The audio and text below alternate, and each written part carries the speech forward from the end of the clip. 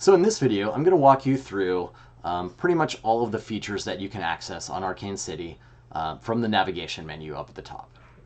I'll just note right now that I'm logged in as a demo user that I created. So you'll be seeing everything from the perspective of a logged in user. Some of the features I'll note won't be available if you're not logged in, but really you can use a lot of the features of the site. So looking at the menu at the top, in the upper left-hand corner, you'll see the Arcane City title. And if you click on that, that'll always take you back to the home page. And that's on every page, which this whole navigation bar is displayed on every page. So the first navigation menu you see here is events. And if we open that up, you'll see all these different options. And I'll walk through each of these. And I'll click on each of these too. So clicking on events future, this shows you just a list of future events. Pretty straightforward.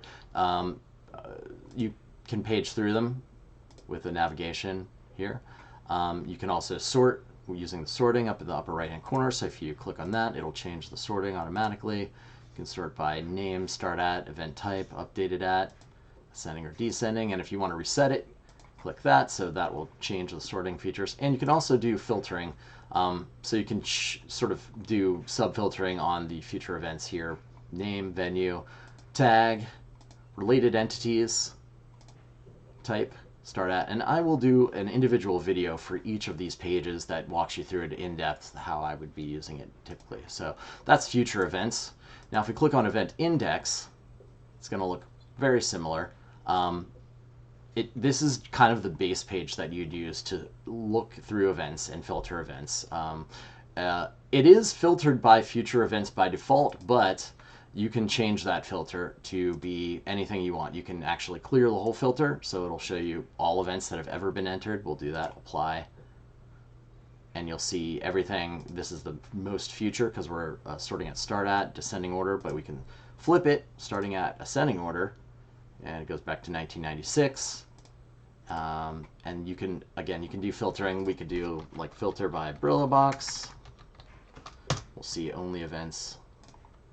Click apply there, only events that have been set up at the Brillo box.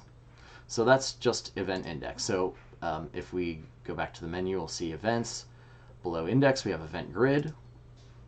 And this is just a view that shows you all of the flyers or images that were attached to each event. You can click on one, it'll open it up wider here. You'll see the date there, you'll see the title, and you'll see the venue. You can also page through them here to see them full size. So if you just wanted to browse this way, you can also close out of it, and you can also page through full pages of the grid view. So that's the grid view. If you go back to events, you can go to week's events. Just a similar view kind of to the home page, but lays it out as a full week. Really useful for a larger screen size, so you can see more. Moving on, we can go to events upcoming. Now this is just a similar view to what you see on the home page, just with a unique route. So sometimes I'll send this directly to people, so it shows you the next 4 days. Works the same way as the home page. You can do future day, and it'll slide forward that set of few to one more future day. If you click future week, that slides the whole set of 4 ahead 4. You also have that next events button if you want to add more to the bottom of the UI. So that was events upcoming. Below that, you'll get events attending, and this just shows you events that you've marked attending yourself, but you can still filter them same way you can with the other events pages. Below that, you've got text only. Now, this is a view that is really useful for cutting and pasting into text environments, like say an email, or you wanted to send someone a text message. This displays the same results from the index page. So if you filter that page, it will filter this page. I think this may be an unfiltered list. So as you see, it gives you just the straight text. And it can be useful in some circumstances. So below that, events, you can go down to add an event. So this is one of those features that's only accessible if you're logged in. This lets you add an event to the system. So it takes you to this form. I won't go through the whole form, but it's the form that lets you add new events. There'll be another video in the future if you want a little bit of more in-depth on what you want to do to include this, but I think it's pretty straightforward. So moving on, next section is the photos section. So these are photos related to events, but they're not the flyer or the primary. These are intended to be image galleries that are related to events that might be added after the fact, but they work similarly. If you mouse over, it gives you the information of the event. You can click on it, gives you a much larger view, similar to the grid view of events.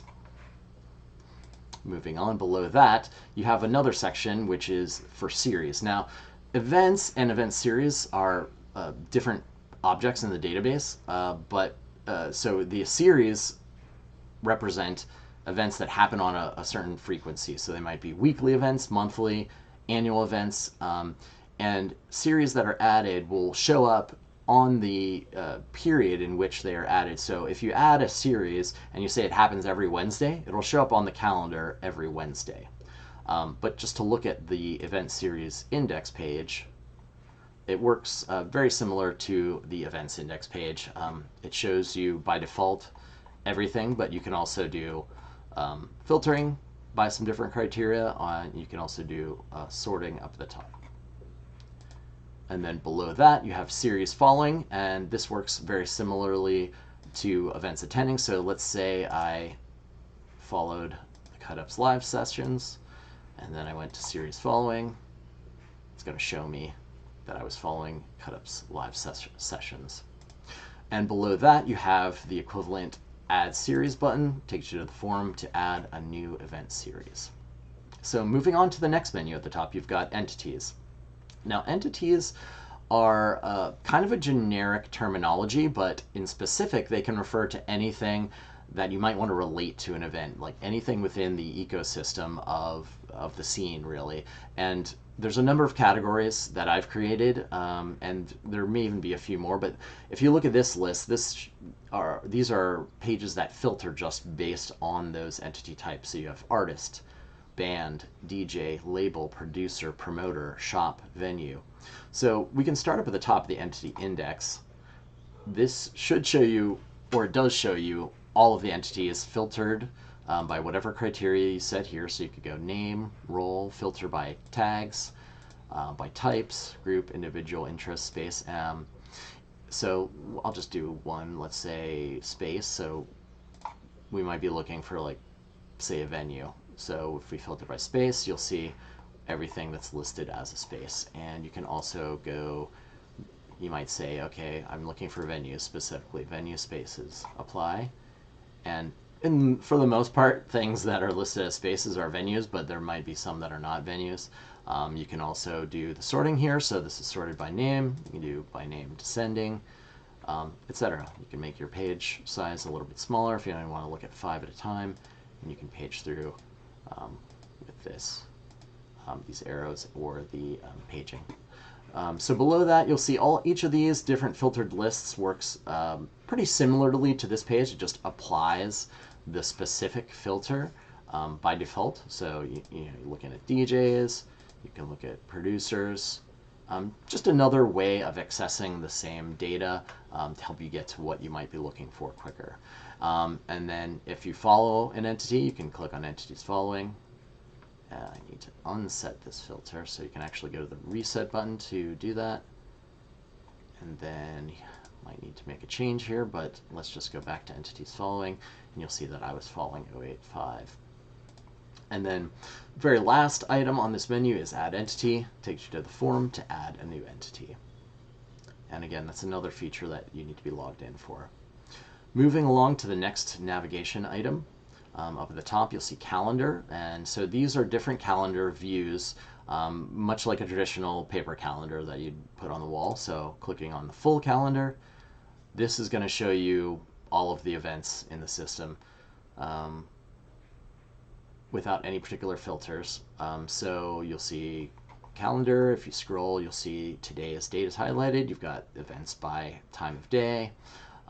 If you click through an event, it'll take you to the normal event show page.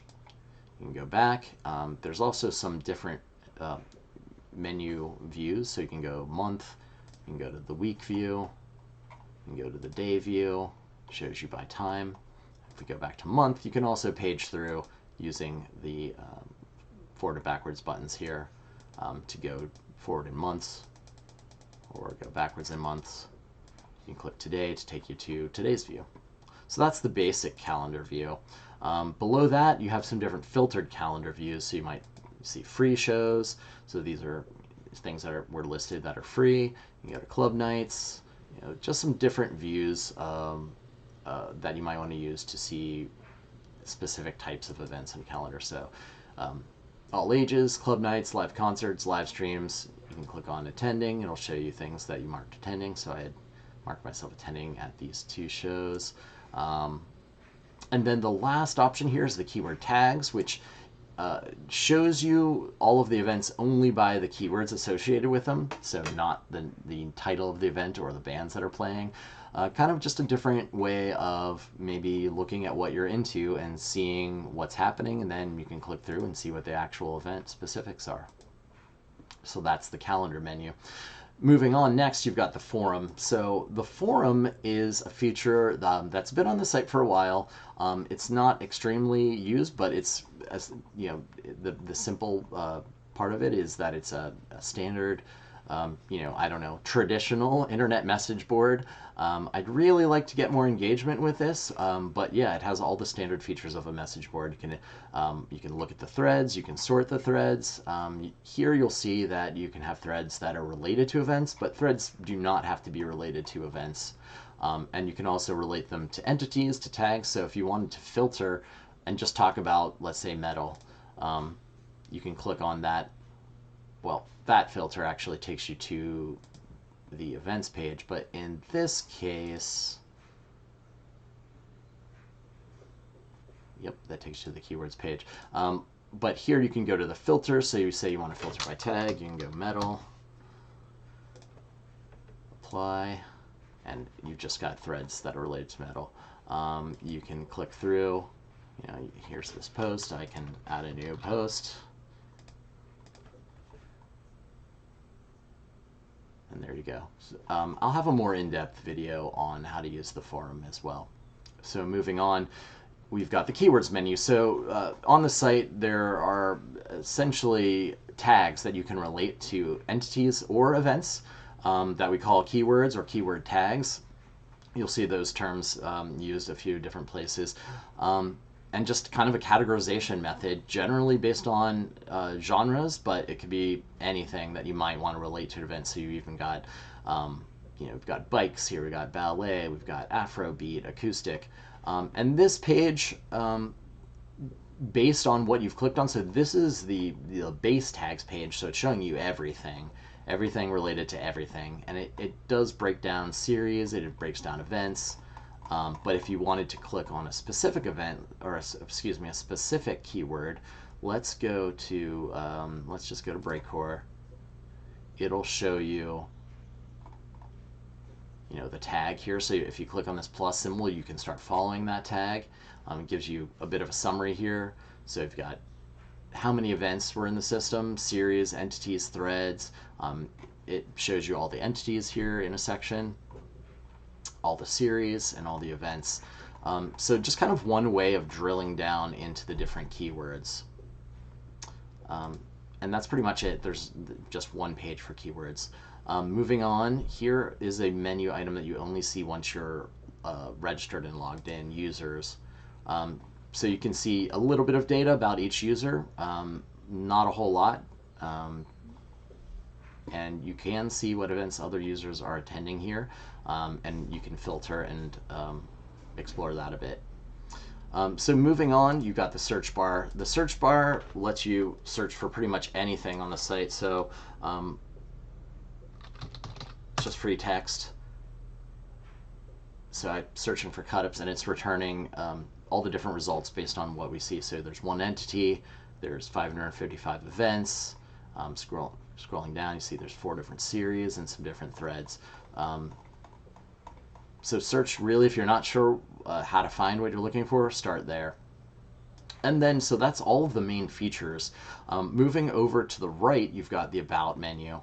So if you click on About, you'll see just some basics about the site, the history of the site, some videos, and some contact information. Next to that is the user menu. So this is your user menu. If you click on that, you can go to your profile, and you can edit your profile.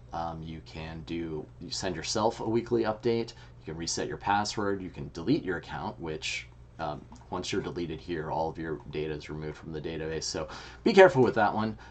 But it's really up to you whether you want to engage with the site. And then on the right side, you can drop a file to add a profile, drop an image file to add a profile picture.